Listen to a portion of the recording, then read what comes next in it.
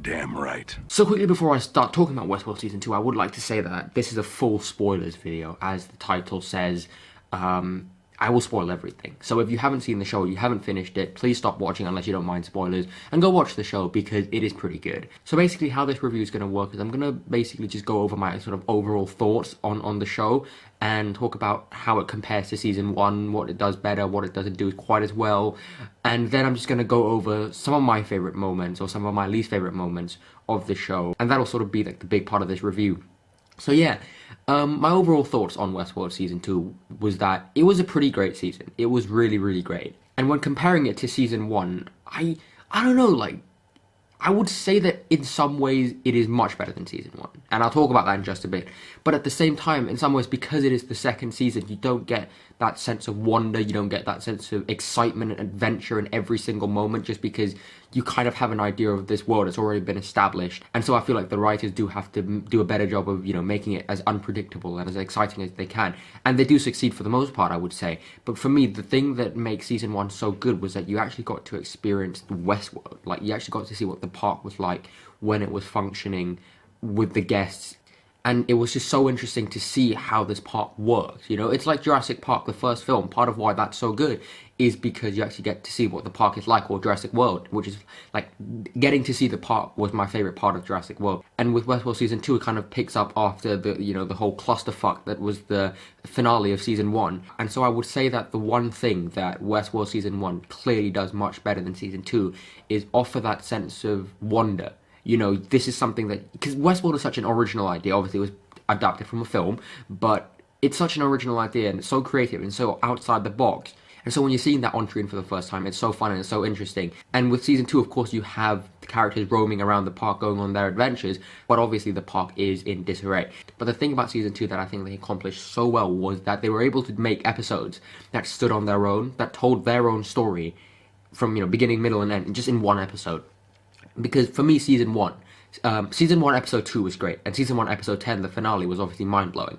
But the rest of the episodes just kind of, they were just kind of like a part of a season, right? They didn't really tell their own story. They were just kind of, they were good episodes, and that's about it. Whereas with Season 2, I can remember very clearly Episode 4, I can remember very clearly Episode 5 and 6, I can remember very clearly Episode 8, right, which I'll talk about in just a bit, and I can remember very clearly Episode 10, and they just feel like they stand on their own a little bit more, and they were a lot more memorable, and they were a lot more well-directed. So let's talk about the technical aspects, because this is one of the big improvements. I think that all of the directing this season was on point. I loved Episode 4, that was directed by Lisa Joy. Some of the camera work in that episode was just top-notch. All the cinematography across this season was just so good. I mean, some of the wide shots in Episode 10 especially, they were giving off some serious Lawrence of Arabia vibes. I mean, wow. The music by Ramin Djawadi, something like that. One of the best composers working today. And it surprises me how he's not working on like every film, because he is so good. And to be perfectly honest with you, those of you who have been watching this channel for a while know that I love Game of Thrones more than anything in the world. And Game of Thrones is such a big part of my life. But honestly, his work on Westworld Season 2, I think, tops some of the stuff he's done on Game of Thrones. Honestly, it's divine. It is so good. Like, the music was just one of the best parts of this season. It was just so good. Tops his work on Season 1. So I think one of the two major step-ups were sort of the technical aspects, whether it's the cinematography, the music, the directing, and also the way that they were able to structure each episode and make them feel like they could stand on their own. Now, of course, there were one or two episodes that kind of had to link certain subplots and make characters come together and stuff, and those were, for me, the weaker episodes, but the strong episodes were strong. Also, on the topic of cinematography, one of the things I loved most about this season was that they actually used the aspect ratio to tell a story. Because all the stuff that happens in the real world is basically shot on a full screen aspect ratio, that kind of like this. And then all the stuff that is sort of happening, as you later find out, that is happening in sort of like the robot, like the host's mind, or like the host's world, happens in a widescreen 21:9 ratio, as you can see here. And I love that they used the aspect ratio as a tool in order to give the audience a clue as to what's going on and where this scene is taking place. I don't think I've ever seen someone use aspect ratio in that way before, and it was just really, really admirable. And that was just, it was so creative, and again, such outside the box thinking, and I loved it so much. So now let's talk about some of the storylines, some of my favorite moments, and I guess we should just talk first about the thing I was most excited to see, and that was Shogun World. It was fucking awesome. One of my favorite episodes, like the Shogun World episode, there were two, weren't there? And I think that the showrunners knew that we were very excited to see Shogun World, and they had to deliver. And what did they do? They basically recreated the best action sequence from season one. The painted black sequence in Shogun World was insane. It was just so good. And all the action scenes in Shogun World were just next level. I mean, Hiroyuki Sanada, who is one of my favorite Japanese actors, is in this, and he kills it. Like, literally. His action scenes, his, like, one-on-one fight was insane. It was some of the best action set pieces in Westworld, in TV. It's pretty much on the same level as Game of Thrones at this point. And I just loved everything about Shogun World. Maeve and her relationship with, like, the counterpart Maeve, played by, like, the girl from Pacific Rim. She was, oh my god, it was heartbreaking. So I loved the Shogun World episodes. The episode 4, the James Delos episode, insane. The guy who played James Delos was so good, and I love that we were able to see William played by Jimmy Simpson, right? And then slowly as he turns into Ed Harris, that was really great. And seeing his interaction with James Delos, seeing him sort of as the naive William, and then turning into the Man in Black played by Ed Harris was great. And again, the actor who played James Delos was just incredible. And of course, this was one of the more important episodes on the grand scheme of things, right? And now that we're on the subject of William, let's talk about his storyline this season, because it was one of my favourites. I thought that overall it was a good storyline, and Ed Harris was so good, but it was really elevated by the presence of his daughter, who's played so well, and I love the way that they introduced her through introducing another part, like the India world or something. I don't know what it's called, but his daughter was a really good character. And of course with the post-credit scene, I'm not entirely sure what's going on there, but again, I'll talk about that in a bit. But I thought his daughter was a great character, and I think that the thing that made his storyline extra special were the flashbacks, seeing him in the real world, seeing him from Jimmy Simpson slowly turning into Ed Harris, seeing him interact with his wife and his daughter outside of the park, seeing him interact with James Delos was just, it was extra special, you know? And the actress who played his wife, top notch. Actress who played his daughter, top notch. And of course, Ed Harris giving one of the best performances on the show. He was just great. Obviously, we have to talk about Maeve. Tandy Newton is just so good. I loved her storyline this season. I loved all the characters in her storyline. And I have to say that one of the best things about her storyline was the character of Lee Sizemore, who basically went through this, like, redemption arc. Like, his death scene was so good. And now, of course, we have to talk about what is probably the strongest episode this season. I don't know, maybe it is definitely up there, top 3 for sure. Episode 8.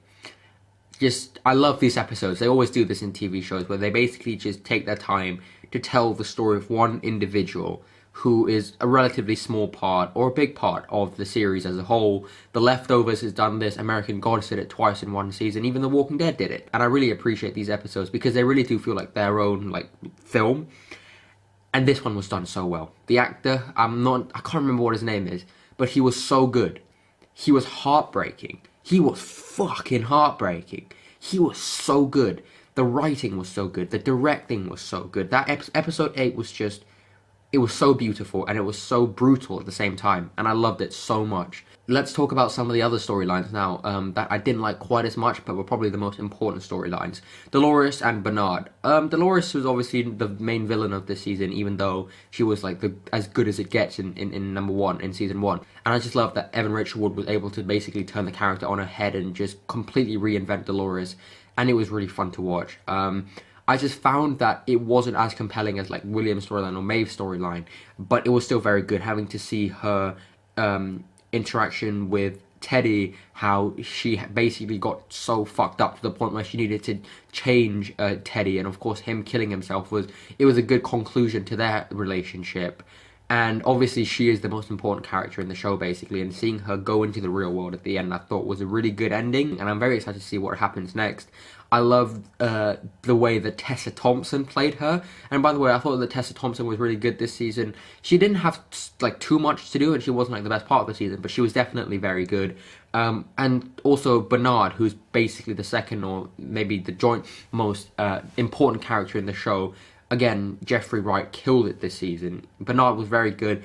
Again, I didn't enjoy his storyline quite as much as I did Williams or Maeve's, just because there wasn't anything too mind-blowing about it. You know, it really was just building up to that finale.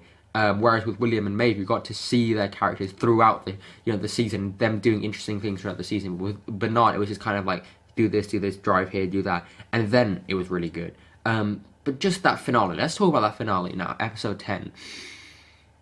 Mind-blowing. Fucking mind-blowing. I mean, I loved how they used Clementine, and I thought that reminded me a lot of Kingsman, you know, like the Samuel L. Jackson's like virus SIM card.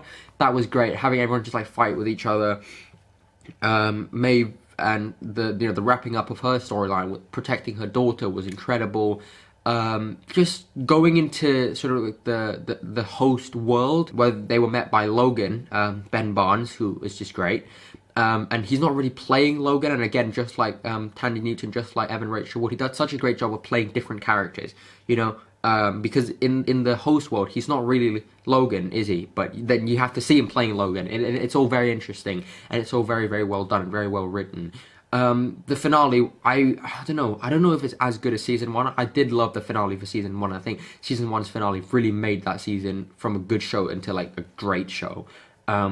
But I would say that because we've had so many great episodes, like 4 or 6 or 8, it did take a little bit away from the greatness of the finale. But overall, Westworld Season 2 is definitely a must-watch for anyone who's interested in this type of thing, like sci-fi, western, samurai films, right? Samurai films.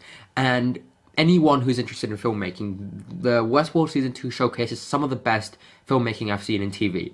Honestly, so good. Some of the best writing, some of the best acting. It's just a really, really interesting concept that's elevated by everyone, whether it's the composer, cinematographer, director, actor. It was so good. I'm going to give Westworld Season 2 an A. Guys, thank you very much for watching. I got a ton of reviews coming up because I'm nearly finished school, which means I'm going to get to see Incredibles, I'm going to get to see Sicario 2, I'm going to get to see Ant-Man and the Wasp, and yeah, a lot of reviews coming out soon, a lot of videos coming up soon. I'm putting one out for Mission Impossible, leading up to Mission Impossible 6. I got a trailer mashup I'm working on, but so stay tuned for that, guys. But thank you very much for watching this video. Thank you.